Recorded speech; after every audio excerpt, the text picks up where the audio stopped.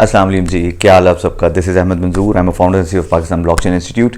I hope आप सब खैरियत से होंगे। आज जिस टॉपिक पे मैं बात करने लगा हूँ, जिस पे बहुत ज़्यादा चीज़ें चलती हैं कि CBDCs क्या हैं। हमारे यहाँ बहुत सारे लोग क्रिप्टो करेंसी को लेकर तो बेचारे बहुत परेशान होते हैं कि शायद जो है ना पता नहीं वो नहीं आएगा तो क्या दुनिया में क्या हो जाएगा। मैंने कुछ अर्सा पहले एक इकनॉमिक्स के ऊपर एक बहुत ज़बरदस्त वीडियो बनाई थी, वो आप जाके पीछे देख सकते हैं कि इकॉनमी कैसे काम करती है और क्रिप्टो करेंसी का उसमें कितना फ़ायदा हो सकता है और क्या नहीं हो सकता। और जो लोग बहुत सारी बातें करते हैं वो सिर्फ अपने फ़ायदे के लिए करते हैं। तो अगर हम लोग CBDCs को देखें, the central bank for digital currencies के, वो कैसे काम करता है, तो ये बिल्कुल पाकिस्तान के स्टेट बैंक की तरह काम करेगा, जिसके जो एक सेंट्रलाइज तरीके से काम कर रहा होगा। अच्छा, अब यहाँ पे बात आती है कि जी क्रिप्टो करेंसीज के इसलिए बैंक खिलाफ हैं कि क्रिप्टो करेंसी का जो है ना वो सेंट्रलाइजेशन से कोई लेना देना नहीं है। तो बेसिकली बात ये नहीं है, ये थोड़ा सा मैनिपुलेट किया जाता है चीज़ को।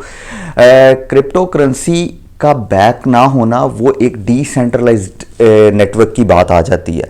अगर हम डिसेंट्रलाइज्ड नेटवर्क क्या करता है इस पूरे उसके अंदर, क्योंकि हम नेटवर्क की बात कर रहे हैं, ठीक है, उसमें डेटा मल्टीपल जगहों पे सेव हो रहा है, जिसकी वजह से कोई दो नंबरी नहीं कर सकता। अच्छा, कुछ लोग ये भी कहते हैं कि क्रिप्टो करेंसी तो आप ट्रेस कर सकते हैं, तो आप एंड यूजर तक कभी ट्रेस नहीं कर सकते। CBDCs का फायदा जो सबसे ज्यादा है वो ये है कि AML, एंटी मनी लॉन्ड्रिंग, ठीक है, उसके लिए ये बहुत इंपॉर्टेंट है कि कल को, अच्छा, इसको हमारी दुनिया में जो यानी कॉइन्स की दुनिया, उसमें स्टेबल कॉइन भी कहते हैं, ठीक है, कि जी ये एक देखें, मैंने अगर आपको 100 रुपये या 1000 रुपये दिया, उसकी वैल्यू कल 10,000 तो नहीं हो सकती, ठीक है। तो इसलिए अब आपको वो तो स्टेबल रहनी है ना। तो CBDC क्या करेगा, CBDC का वो जो फायदा जिसकी बात करते हैं हम, कि CBDC का सबसे बड़ा फायदा होगा कि जी वहां पे कोई भी चीज ट्रैक कर सकते हैं आप, क्योंकि सेंट्रल बैंक में सपोज करें, मैं अगर आसान अल्फाज में बात करूं बहुत ज्यादा, कि 1 लाख रुपए हैं आपके पास, ठीक है, 1 लाख को आपने डॉलर में चेंज किया और आप बाहर लेके जा रहे हैं, इस टाइम तक इसको आप ट्रैक नहीं कर सकते। क्रिप्टो करेंसीज में भी आप इसको ट्रैक नहीं कर सकते कि जी एक बंदे ने किया और उसके बाद उसको शिफ्ट कर दिया, जैसे कुछ लोग आजकल बात कर रहे हैं जी इस पर टैक्सेस होने चाहिए। तो टैक्सेस, अब एक बंदे के पास सपोज करें 10,000 बिटकॉइन या 10,000 क्रिप्टो करेंसी की कोई उसकी अमाउंट पड़ी हुई है, उसमें से वो 99% बाहर भेज आपका, तो मेरे पास तो एक ही है, तो आप एक पे टैक्स ले लें जितना लेना चाहते हैं। तो ऐसे पॉसिबल ये चीज़ नहीं है, क्योंकि वो ट्रैक नहीं हो सकती। जब तक कोई सेंट्रल चीज उसको वो नहीं कर रही होगी तो वो उसको ट्रैक नहीं कर पाएगी कभी भी। अच्छा, अब इसमें एक और फायदा कि अभी देखें रुपी ऊपर नीचे कैसे होता है, आप बहुत ज्यादा छाप लेते हैं और आप उसको बाद में ब्लैक मनी को व्हाइट मनी में आप चेंज कर लेते हैं। अब आप उसको थोड़ा सा अगर समझें कि जी 1 साल में ये उनके जो प्रोग्रामिंग कॉन्सेप्ट्स और जो बिटकॉइन या क्रिप्टो करेंसी में ऑलरेडी है कि जी वहाँ पे किस तरीके से वो काम करता है, वो काम करता है कि जी जो जनरेशन है ना उसकी, वो सिर्फ होती है जब प्राइज मनी मिलता है। हम उस कॉन्सेप्ट को उठाते हैं और CBDC में लेके आते हैं कि जी एक खास अमाउंट तक 1 साल या 6 महीने बाद उसको उतनी जनरेट होनी चाहिए, like 50 lakh, like 50,000, what ever the amount is. तो वो उस चीज को कंट्रोल कर रहे हैं, उससे ज्यादा कभी कोई छाप ही नहीं पाएगा।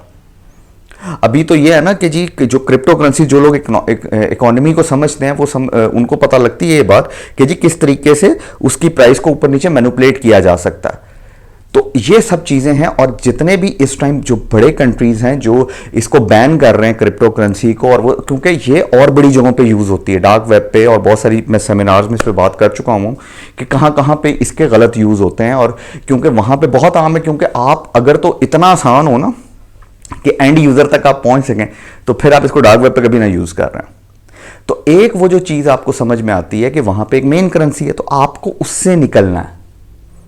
अब एक बंदे ने अगर 1 लाख रुपया तनख्वाह ली है, वो कहां से आ रही है, वो कहां जा रही है, आपने बेसिकली इस चीज को ट्रैक करना है।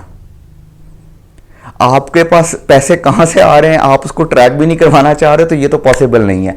और जो लोग ये बात करते हैं ना कि जी करेंसी के पीछे बैक पे कोई नहीं होना चाहिए, ये तो बैंक्स जो हैं उनकी एक इकोनॉमी ब्ला ब्ला ब्ला, तो इस तरह तो फिर पासपोर्ट्स भी नहीं होने चाहिए। फिर आप दुनिया जहां पे दिल करता घूमे फिरें, क्यों पासपोर्ट यूज करते हैं आप। तो मेरा ख्याल है कि शायद आपको इस बात का आंसर मिल गया होगा कि जी this is important.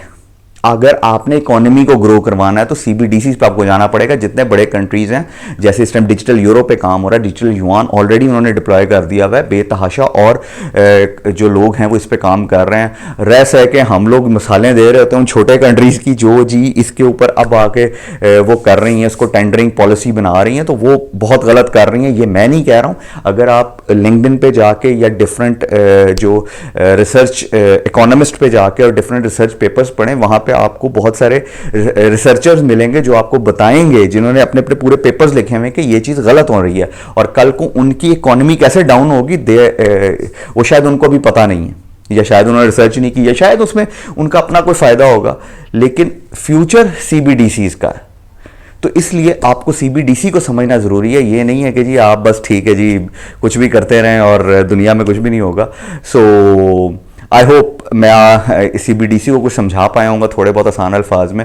So thank you very much जी, एंड टेक केयर, जज़ाकल्लाह।